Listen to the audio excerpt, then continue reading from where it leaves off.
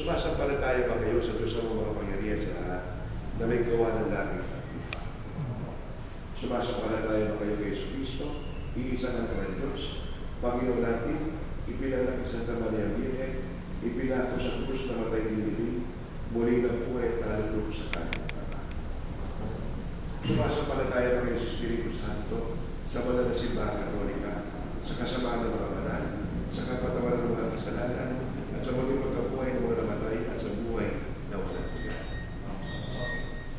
Sa pananampalataya ng banal natin pinahayag at igaw ng sakramento ng binyan, sa pamamagitan ng Yesu Cristo, kasama ng Espiritu Santo, magpasawalang hanggan.